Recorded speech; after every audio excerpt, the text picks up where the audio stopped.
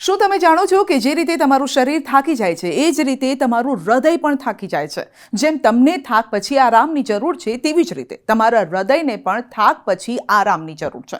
પરંતુ મોટાભાગના લોકો શરીરને આરામ આપે છે, હૃદયને નહીં। જો કે આ બાબત તમારા માટે હાનિકારક સાબિત થઈ શકે છે, માટે જો આ 7 સાઇન મળે તો ચેતી જજો।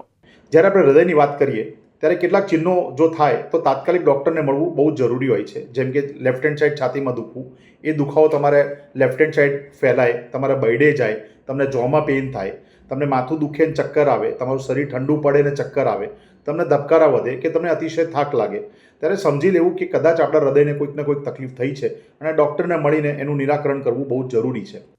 હૃદય એ આપણા શરીરના મહત્વપૂર્ણ અંગમાંથી એક છે। આના વિના શરીર 1 સેકન્ડ પણ કામ નહીં કરે। જો તમારું હૃદય થાકી જાય તો તેને આરામ આપો અને આ સંકેતને સમજો। શ્વાસ લેવામાં તકલીફ, જો તમને શ્વાસ લેવામાં તકલીફ પડતી હોય તો ખાસ કરીને જ્યારે તમે કસરત કરતા હો અથવા તો સૂતા હો તો તેનો અર્થ એ છે કે તમારું હૃદય થાકેલું છે। હૃદયને તાત્કાલિક આરામ આપો। છાતીમાં ભારેપણું, જ્યારે છાતીમાં થોડો દુખાવો થાય, તેના પર બોજ હોય, જકડાઈ કે દબાણ હોવાનો અહેસાસ થાય તો તે હાર્ટ એટેક જેટલું ગંભીર હોઈ શકે છે। હૃદયને તરત જ રાહત આપો। થાક, જ્યારે તમે સતત થાકેલા હોવ, જો તમને કોઈ કામ કરવા માટે ઉર્જાનો અભાવ લાગે અને આરામ કર્યા પછી પણ સારું ન લાગતું હોય તો હૃદય ખૂબ જ થાકી ગયું હોઈ શકે છે। તુરત જ ડૉક્ટરનો સંપર્ક કરો। સોજો, જ્યારે પગ, ઘૂંટી અથવા નીચલા પગમાં સોજો આવે છે ત્યારે તે હૃદયના થાકની નિશાની છે। અનિયમિત ધબકારા, શ્વાસ દરમિયાન જ્યારે ધબકારા વધવા લાગે છે, ધબકારા એક સરખા નથી હોતા, ક્યારેક તે ખૂબ જ ઝડપ થઈ જાય છે તેમાં અને ક્યારેક તે ખૂબ જ ધીમા થઈ જાય છે, તો પણ હૃદયના થાકની નિશાની છે। ચક્કર, જો તમને સતત ચક્કર આવે છે, ઊભા રહીને ચક્કર આવવા લાગે છે અથવા તો ખૂબ જ હલકું માથું દુખે છે, આ પણ હૃદય થાકી ગયું હોવાનો સંકેત આપે છે। ઠંડો પરસેવો, જ્યારે તમને કોઈ સ્પષ્ટ કારણ વગર પરસેવો આવવા લાગે અને તે શરદી હોય છે તો તે હૃદયના થાકની નિશાની છે।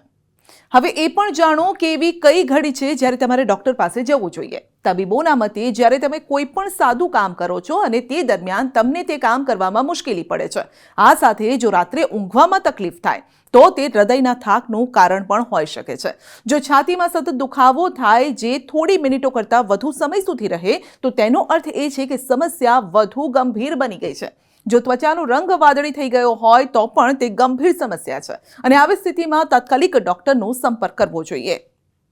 હૃદયને મજબૂત રાખવા માટે નિયમિત હળવી કસરત, આરોગ્યપ્રદ આહાર અને પૂરતી ઊંઘ જરૂરી છે। ખોરાક વિશે જાણકારી આપું તો હું હંમેશા કહું છું કે 4 સફેદ ઝેર આપણે દૂર રાખવું જરૂરી છે આપણા દિનચર્યામાં। એક, મીઠું એટલે કે નમક; બીજું, સુગર એટલે કે ચીની; ત્રીજું છે બટર, ચીઝ કે ઘી; અને ચોથું છે મેદો। આ 4ને આપણે જેટલું બને એટલું ઓછું કરી નાખીએ તો હૃદય, મગજ, કિડની, લીવર, આપણું આખું શરીર પ્રોપરલી સ્વસ્થ રહી શકે એમ છે। આપણે જ્યારે ખોરાક ખાવાની વાત કરતા હોઈએ ત્યારે હું હંમેશા બધાને કહું કે દેશી ગોળ છે, ખજૂર છે, મધ છે, મખાના છે, પ્રોટીનયુક્ત ખોરાક છે જેની અંદર પનીર આવી જાય, ફણગાવેલા મગ આવી જાય, દાળિયા ચણા આવી જાય, પછી ફ્રૂટ્સ છે, સલાડ છે। આનો જેટલો બધો વધારો આપણે ખોરાકમાં કરીએ એટલું સારું। એક બહુ જ મહત્ત્વની વસ્તુ કે આપણા કિચનની અંદર જ એવા દવાઓ અવેલેબલ છે, જો આપણે એને દિનચર્યામાં ઘોળી નાખીએ તો આપણા હૃદયને બહુ જ બેનિફિટ થાય એમ છે। જેમ કે તજના લાકડાનો પાવડર છે, પછી અજમો છે, મેથી છે, હળદર છે, તુલસી છે। આ બધી વસ્તુનો જેટલો આપણે યુઝ કરીએ આપણા ખોરાકની અંદર તો એ દવાની જેમ જ કામ કરીને આપણા કોલેસ્ટ્રોલને બી કંટ્રોલ કરે, આપણા બીપીને પણ કંટ્રોલ કરે।